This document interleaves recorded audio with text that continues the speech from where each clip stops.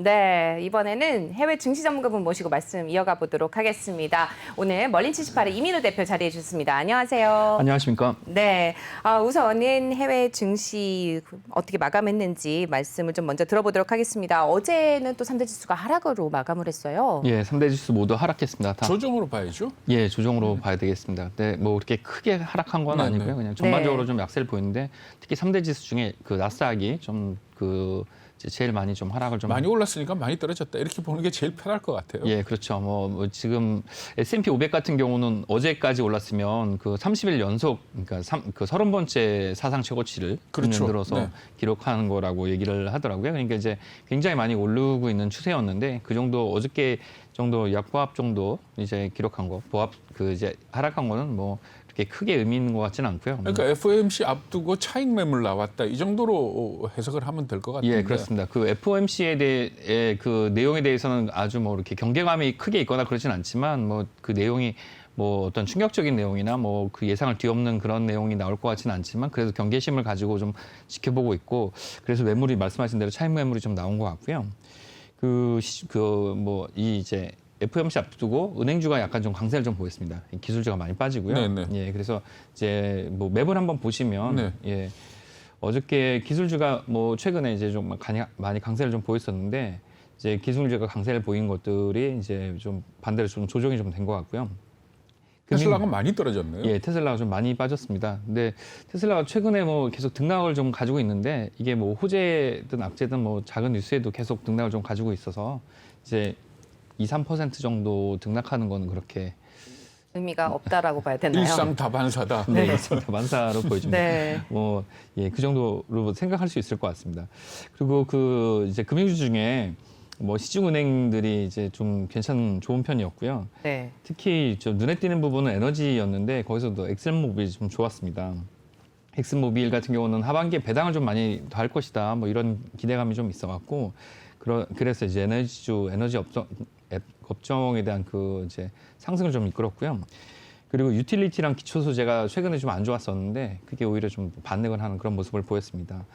그 섹터별 일간 퍼포먼스를 좀 보면 어저께는 전반적으로 다 안 좋았는데 방금 전에 말씀드린 대로 그 엑슨모빌을 주도한 그 에너지 섹터가 그 수요가 계속 늘어날 거라고 좀 보여져서 엑슨모빌 뭐 에너지 섹터가 이제 계속 이런 전반적인 11개 섹터 중에서도 계속 좋은 모습을 좀 보이고 있는데요. 뭐 유가는 많이 올라가지 않더라도 에너지 섹터에 있는 기업들의 성과는 좋아질 것으로 좀 예상이 좀 근데 되고 뭐 있습니다. 원래 좀 올라가면 극단적인 전방이 나오긴 합니다만은 $100 얘기가 벌써 나오더라고요. 네. 그러니까 예를 들어서 수요는 팬데믹이 종료되면서 늘어날 것인데 공급은 그걸 따라가지 못할 거다. 대표적인 게 미국의 친환경 에너지 정책 때문에 시총 숫자도 줄어들고 뭐 그렇죠. 이런 것들을 네. 지적을 하고 있는데 네. 뭐 전망이야 하면 그만이지만 네. $100 가면 사실 이 인플레이에 큰 영향을 미치는 거 아닙니까? 네, 굉장히 큰 영향을 미치죠. 뭐 $100가 언제 $100인지는 좀 알 수는 없지만 네. $100 얘기가 나오게 되면 결국은 $100를 찍든 안 찍든 그게 이제 시장에 미치는 심리적 영향은 상당히 네. 크다고 볼 수가 있죠. 네. 네. 지금 또 전반적으로 좀 짚어주셨는데 섹터별로도 좀 분석을 좀 해주시면 좋을 것 같습니다. 네, 에너지주가 어저께 말씀드린 대로 가장 좋았고요. 네. 이제 가장 안 좋았던 거는 이제 어저께 당일만 봤을 때는 이제 부동산인데 부동산이 그동안 이제 가장 좋았기 때문에 일주일 이상을 이제 강세를 이끌었기 때문에 조금 빠진 것 같습니다. 이제 부동산이 좋았던 거는 그 주택 매매도 많고 이동도 많았기 때문에 그런데 그건 이제 외부 활동이 많아졌다는 활력 지수로 이제 볼 수가 있어서 그런 것 같고요. 어저께 1% 이상 좀 빠졌는데 그 정도는 그렇게 큰 의미가 있는 것 같지는 않습니다. 그동안 많이 상승을 했기 때문에. 그리고 기술주도 1% 가까이 하락했는데 기술주가 주간 상승한 거에 비해서는 이제 비교적 적게 하락한 거고요. 전반적으로 봤을 때는 상승폭을 반납했다기보다는 그냥 약간 이제 그냥 약보합 정도를 주간 단위로 봤을 때 그 정도 좀 보였다. 근데 이거는 뭐 강세장에서 뭐 악재도 호재도 없을 때 그냥 뭐 잠깐 쉬어가는 그런 모습을 좀 보이고 있는 걸로 좀 볼 수가 있겠습니다. 네, 조금 앞서서 제가 글로벌 인사이드에서 좀 다뤘는데 이제 자산운용사에서 다룬 내용이었어요. 네. 바이오테크주가 앞으로 기술주로 좀 이끌어갈 거다 이런 내용을 좀 내보냈던 것 같은데 이 부분에 대해서 전문가님은 어떻게 평가하시나요? 네, 바이오테크는 국내도 마찬가지지만 해외도 상당히 큰 리스크를 갖고 있는 겁니다. 이제 바이오테크는 실질적으로 이제 기술 증명이 되기가 어려운 부분이 좀 있는 게 사람을 대상으로 해서 임상 실험을 다 통과해서 그렇죠. 상용화 될 때까지의 시간도 있고 그거를 이제 당국에서 승인을 해주냐 하는 문제도 있고 그 논문이라는 게 이제 기술 공개 때문에 네. 완전히 여기저기서 교차 검증을 할 수가 없는 부분이라서 그렇죠. 그래서 나중에 알고 보면 이제 그 작은 결과를 이제 작은 사실을 큰 것처럼 이제 부풀리는 결과도 네. 많고 해서 그게 전체 산업으로 이끌려면 뭐 상당히 시간이 걸리는데 뭐 국내에 예를 들어서 삼성바이오가 지금같이 큰 회사가 되기 전까지 제가 한 2년 전에 삼성바이오에 대한 얘기를 들었을 때 삼성바이오가 지금 같은 회사가 될 거라고 생각하지 않았는데 그때 삼성바이오 그 같은 삼바 같은 종류의 그 업을 하겠다는 회사들은 상당히 많았는데 지금 살아남은 게 거의 몇 개 없죠. 없고 네.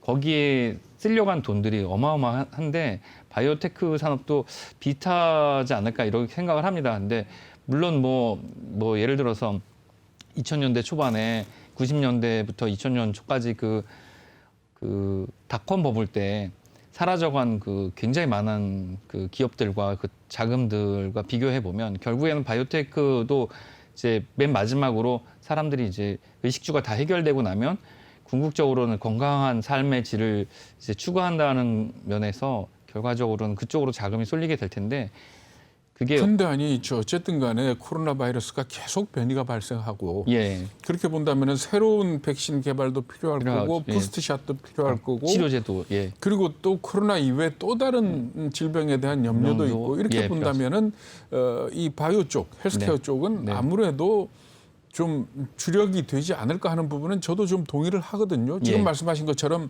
일반 투자가들이 투자하기에는 위험 부담이 있지만 예.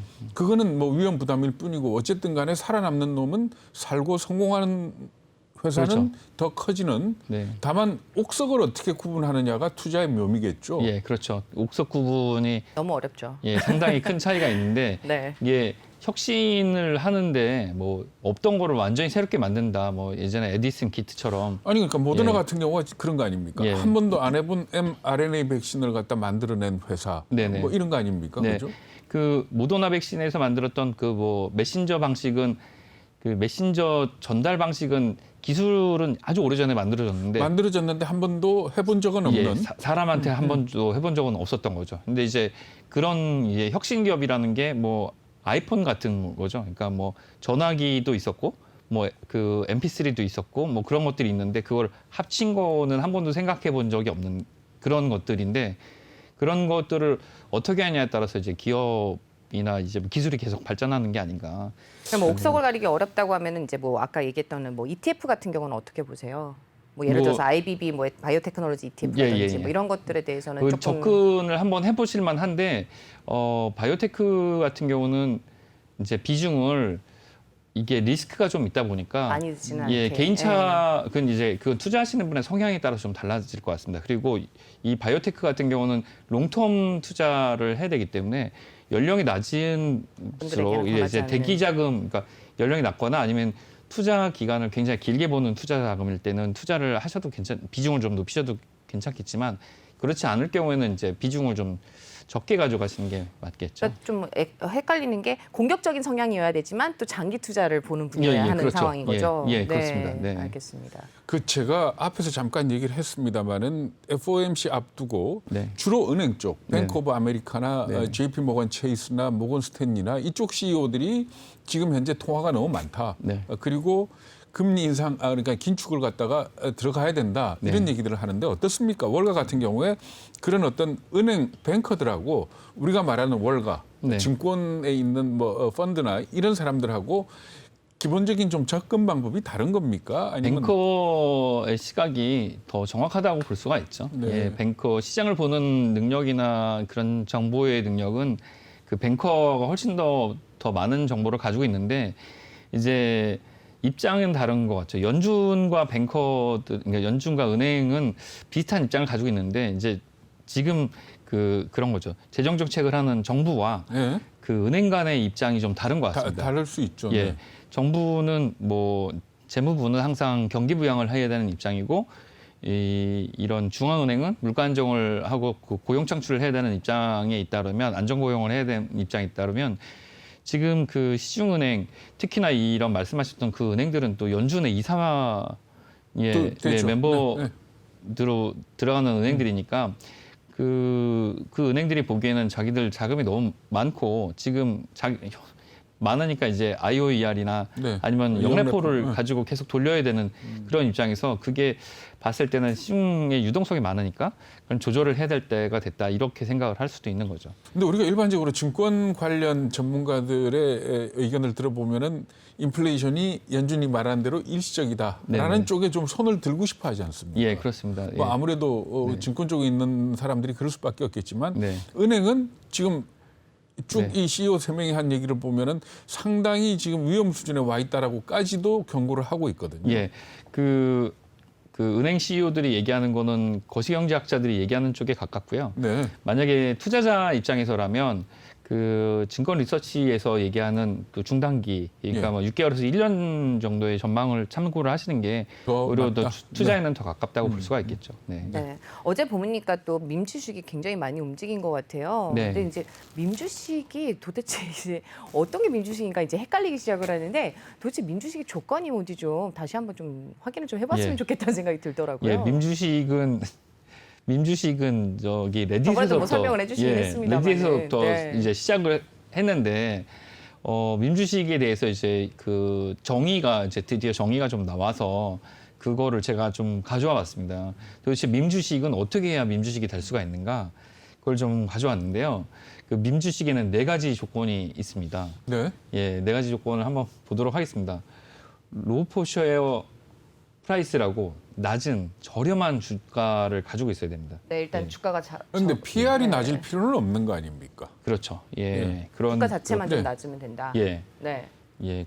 그러고 10조 원이 아니고 1조 원인데 제가 잘못 썼네요. 네네. 예, 마켓캡이 시가총액이 10조 원이 아니고 1조 원 1조 원이어야지 예, 되고. 예, 이하에 되고 네. 그리고 이제 공매도 비중이 그 전체 물량에서 15% 이상 돼야 되고 예, 그리고 아주 친숙한 기업 이제 개인들이 쉽게 알 수 있는 그런 기업들이 이름을 들으면 알 수 있는. 예, 네. 그런 기업들이 밈스톡의 조건이 되는 것들이고요. 이 4가지에 해당이 되면 이제 밈스톡의 리스트에 언젠가는 오를 수 있고 여기서 한번 도전을 한번 해볼 수가 있게 되는 거죠. 근데 여기에 이제 최근에 그 한때는 뭐 전 세계 이제 휴대폰 시장을 다 휩쓸었던 노키아가 또 최근에 이제 그 밈주식으로 올라갔는데 예, 밈주식에 대한 그 투자를 하기 전에 종목 선택이 얼마나 중요한지를 제가 그 한번 봐봤습니다. 그 전화기 이제 애플과 지금 전 세계를 휩쓸고 있는 애플과 노키아가 예. 2007년에 이제 비슷한 시총을 가지고 있었죠. 그렇죠. 네. 예, 큰 화면으로 보시면 이제 숫자를 정확히 보실 수 있는데 104빌리언, 110빌리언. 예, 그러니까 오히려 이제 노키아가 컸었네요. 예, 그렇습니다. 저게 11조, 12조 정도 되는 거죠. 예, 그 정도였다가 지금은 200조네요. 그 220조 정도 되는 회사가 됐고 애플은 네. 예, 지난달 말로 노키아는 2조 원짜리 회사가 3조짜리 회사가 된 것 같습니다. 뭐 디자인 측면에서나 이런저런 네. 이유로 좀 따라가지를 못했죠. 노키아 같은 경우는 너무 예전 스타일을 고수하고. 예, 노키아는 네. 이제 그 저 2007년 당시에 이제 저 때가 스마트폰이 처음 나오던 그렇죠. 네, 때였는데 맞습니다. 노키아는 그때 가지고 있는 현금을 가지고도 그냥 피처폰을 만들기 시작했고 애플은 그때 이제 스마트폰에다가 MP3를 합치고 인터넷을 통합시키는 그런 작업을 했었죠. 인터넷도 있었고 휴대폰도 있었고 그리고 MP3도 있었는데 이거를 통합시키는 작업을 하면서 애플은 이제 지금의 애플이 됐는데 이런 거를 하는 기업들을 선택을 하는 게 말씀하신 대로 뭐 그 바이오테크 기업 중에서도 어떤 기업이 기존에 나와 있는 기술을 가지고 그 이제 적용을 하느냐 완전 새로 없던 거를 새롭게 만드는 게 혁신이 아니고 있던 거를 새롭게 좀 그 조정하는 게 진짜 혁신 기업이 되는 게 아닌가 그런 네. 생각이 좀 들어서 민주식 중에 이런 조건 네 가지 조건을 가지고 있으면서 혁신을 가지고 있는 것들이라면 근데 민주식에 대해서는 제 생각에는 좀 인문학적인 이해도 필요할 것 같아요. 왜 네. 그런가 하면 미국이란 나라가 원래 빈부격차가 심했지만 그걸 그렇게 못 느끼고 사는 나라였거든요. 네. 그랬는데 2008년 금융위기 때 네. 사실은 월가의 기관 투자가들 헤지 펀드들이 이런 저질러 놓고 네. 이것 때문에 집에서 쫓겨난 사람들이 엄청나게 많았다고요. 네, 예. 그러면서 일반 대중한테 퍼진 느낌이 뭔가 하면 저놈들 때문에 내가 이렇게 됐어. 그렇죠. 라는 네. 그런 어떤 사회 분위기가 아주 팽배해진 거예요. 그래서 네. 트럼프 말하자면 마지막 그 퇴임식 때도 그 난리가 났던 바이든 취임식 때 난리가 났던 이유가 뭔가 하면 많은 사람들이 내가 저 사람 때문에 못 살게 된 거야. 네네. 라는 그런 감정들이 예. 밑바탕에 깔려 있는데 이게 말하자면 민주식으로 불길이 올라간 게 왜 그런가 하면은 기관 투자가들이 돈 먹는 거 네. 우리가 못 탈취해야 보고, 되겠다라는 네, 말하자면 이게 대결의 개념이 들어가 있는 네. 거거든요. 근데 민주식 아까 말씀하신 것처럼 공매도 비중이 보통 종목들 같은 게 한 5% 되잖아요. 예, 5% 안팎입니다. 그렇죠. 네, 근데 네. 15%를 꼽는다 그러는데 최근에는 좀 변질되는 것 같아요. 네. 그러니까 공매도나 어떤 기관 투자가 아니고 정말 우리끼리 작전해보자 하는 네. 그런 주식들도 등장을 하는 것 같더라고요. 네, 예. 그렇습니다. 이제 한때 뭐 유명했거나 뭐 네. 이름은 다 알고 있는데 뭐 그 블랙베리 같은 것도 휴대폰이었다가 이제 휴대폰 사업이 거의 다 철수가 됐는데 그랬죠. 그때 가지고 있던 뭐 GPS나 그때 가지고 있던 소프트웨어 기술로 자동차 사업에 자동차 뭐 프로그램으로 이제 전환된다든가 뭐 이런 식으로 좀 전환되고 있는데 그런 기업들을 밀어준다든가 뭐 이런 식으로 가고 있는 거죠. 네. 어쨌든 간에 지금 증시적으로 이제 다시 좀 돌아가 본다면은 네. 뭐 S&P라든지 뭐 나스닥 앞으로 네. 좀 상승 여력이 남아 있는 건 어느 쪽이라고 보시나요? 네, 지금 보게 되면 이제 민주식으로 이제 상당히 많은 자금이 좀 흘러가서 S&P랑 나스닥 뭐 이렇게 비교를 했을 때 만약에 정상적인 그 시장 상황으로 돌아온다면 S&P가 더 상승할 수 있는 가능성은 좀 있습니다. 이제 왜냐하면 그 계속 시장이 우려하는 대로 그 금리, 그러니까 뭐 인플레이션이 뭐 어찌됐든 발생을 하고 그렇게 되면 금리가 상승하게 되면 나스닥보다는 S&P의 대형 그 종목들이 이제 상승할 여력이 더 많은데요. 지금 여기 보시면 제가 여기 그 표에 파란색과 빨간색으로 화살표 쳐놓은 게 거래량입니다. 네, 네. 이게 보시면 거래량 파란색에서 이제 빨간색으로 거래량이 줄어들었는데 이게 그 파란색에서 빨간색으로 거래량이 줄면서 이 위에 보면 그 S&P 500의 주가의 상승률이 둔화되고 옆으로 횡보하는 모습을 좀 보이거든요. 네. 이게 거래량이 줄면서 횡보하는 모습을 보이는데 도대체 이 거래량 빠져서 어디로 간 것인가 이 돈이. 그래서 이걸 봤을 때 뭐 추정되는 거는 여기 S&P 500에 들어가지 않는 뭐 러셀 3000이나 뭐 이런 네. 그런 기업들이나 이런 민주식으로 다 좀 상당 부분 가지 않았을까. 민주식에서 거래되는 금액이 엄청나니까 그쪽으로 가지 않았을까 이런 생각이 좀 들고요. 우리나라도 왜 이렇게 많이 올랐다가 조정받을 때 개별 종목 장세다 그러면은 네. 중소형주들이 곽강을 받는 경우도 있지 않습니까? 예, 그렇습니다. 그 예. 비슷한 경우로 예. 보면 비슷한 상황이라고 좀 볼 수가 있는 거죠. 예, 그래서 이 S&P 500의 거래량이 좀 줄어서 지금 주식의 시장이 좀 지수가 횡보하고 있는 것 같고 나스닥은 오히려 봤을 때 그 등락을 상당히 많이 하면서 이 거래량의 그 하락폭이 좀 상대적으로 적은 편입니다. 이제 거래량이 상대적으로 적은 편이라는 거는 이 나스닥 내에 뭐 그런 중소형주가 좀 아직도 많이 좀 들어있기 네네. 때문에 그런 영향을 좀 받았다고 좀 볼 수가 있는 거죠. 그래서 지금 뭐 인플레이션이 좀 예상이 되고 금리가 올라간다 그러면 이 나스닥보다는 S&P의 대형주가 좀 더 상승 여력이. 상승 여력이 좀 남아 있다고 좀 볼 수가 있는 거죠. 그거 이제 아무래도 그 시장의 유동성에 따라서도 그런 영향을 좀 받을 수가 있다고 좀 볼 수가 있고요. 아까 아. 우리가 그 숫자가 하도 크니까 네. 헷갈렸는데 저 애플 같은 경우에 시가총액이 200조 단위가 아니고 2,000조. 예, 2,000조네요. 2,000조. 예. 아까 우리가 예. 말 잘못했던 것 같아요. 네. 2,000조입니다. 네. 지금 S&P가 나스닥보다 조금 더 상승 여력이 남아 있다 이렇게 좀 설명을 해주셨는데 아까 또 말씀하신 게 또 이제 PPI가 또 예. 나왔잖아요. 예. PPI 물가지수도 어떻게 네. 보시는지 네. 또 짚어주시죠. FOMC를 앞두고 또 지금 PPI가 나온 게 좀 영향을 주게 될지. 네, 이번 주 가장 그 중요한 네. 발표가 뭐 세 가지 있다면 뭐 그 이제 소매 판매 지수랑 예, 소매 판매 지수랑 PPI랑 또 뭐 연준의 이제 기자회견이 남아 있죠. 그렇죠. 예, 근데 이 생산자 물가 지수를 한번 보게 되면 뭐 5월달 생산자 물가 지수가 전월 대비해서 0.8% 정도 상승을 했는데 이게 그 한 달 사이에 상승한 폭으로는 뭐 아까 말씀하신 대로 2010년 이후에 11년 만에 이제 최대 상승 폭을 가지고 있습니다. 근데 여기에 이제 제가 지금 그 노동통계국 자료를 보게 되니까 여기서 다른 것보다 눈에 띄는 게 이제 서비스 업종이 5.3% 상승폭으로 네. 가장 크게 많이 올랐고요. 이게 이제 올랐다는 거는 다른 부분보다 이게 상당히 많은 부분을 좀 견인을 했더라고요. 예, 그렇고 이 생산자 물가 지수 전월 대비 그래프를 좀 보면 여기에 이제 가장 강한 그 진한 검은색 굵은 게 이제 이 전체 수요를 합친 건데 이 하늘색은 그 상품이고 뭐 빨간색은 이제 서비스 부분이거든요. 근데 상품 부분이 이렇게 많이 오른 거 봐서 이게 그 원자재 가격의 영향 그 부분이 좀 많이 영향을 좀 뭐 원자재하고 노동력 예, 임금 임금 부분도 부분이 포함이 예, 됐겠죠. 예, 거기서 이제 임금 부분 특히 말씀하신 대로 이 지금 서비스랑 네네. 예, 건설 노동 네. 그 부분의 임금이 좀 반영이 좀 된 것 같습니다. 그 부분이 반영이 된 것 같고 전년 대비로는 이제 굉장히 큰 폭을 보이는데 전년 대비가 이제 전월 대비보다 그렇게 큰 의미가 없을 것 같은 거는 그렇죠. 이거는 기조. 이제 기저 효과 때문에 작년에는 이제 이렇게 네. 많이 뭐 어떤 경제 활동이 많지 않았기 때문에 그런 것 같고요.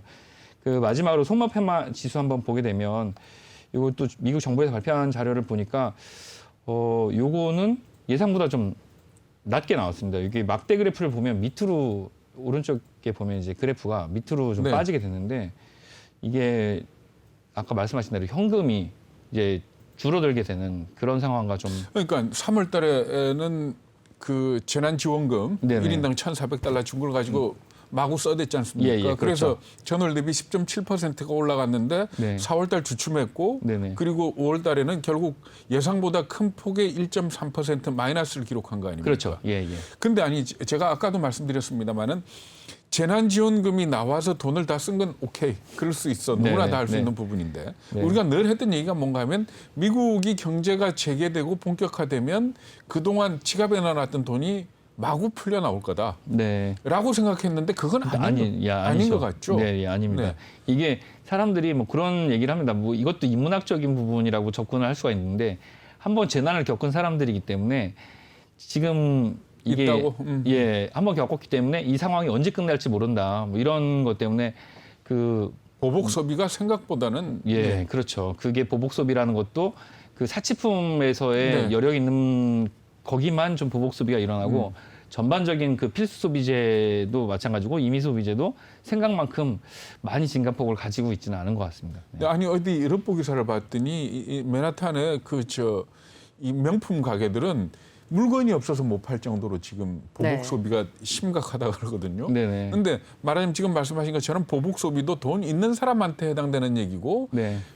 나머지 사람들은 지갑에 돈 좀 있더라도 지금 안 쓰고 있다 이렇게 보는 거 아닙니까? 그렇죠. 이 상황이 언제 끝날지도 모르고 이게 뭐 그런 공포 영화 뭐 보통 좀비물이나 이런 거 보면 네. 한번 그런 걸 겪고 나면 밖에서 무슨 소리만 들리더라도 사람들이 어떤 그런 트라우마를 갖게 되는 것처럼 이런 걸 한번 겪고 나서 자기의 상황이 언제 개선될지 모른다는 것 때문에 예상했던 것보다 그 지출이 뭐 많아지지는 않는 것 같습니다. 네. 그렇게 보면 연준이 생각하는 대로 이 인플레이션이 지속적이지 않을 수 있다라는 생각이 드는데 네네.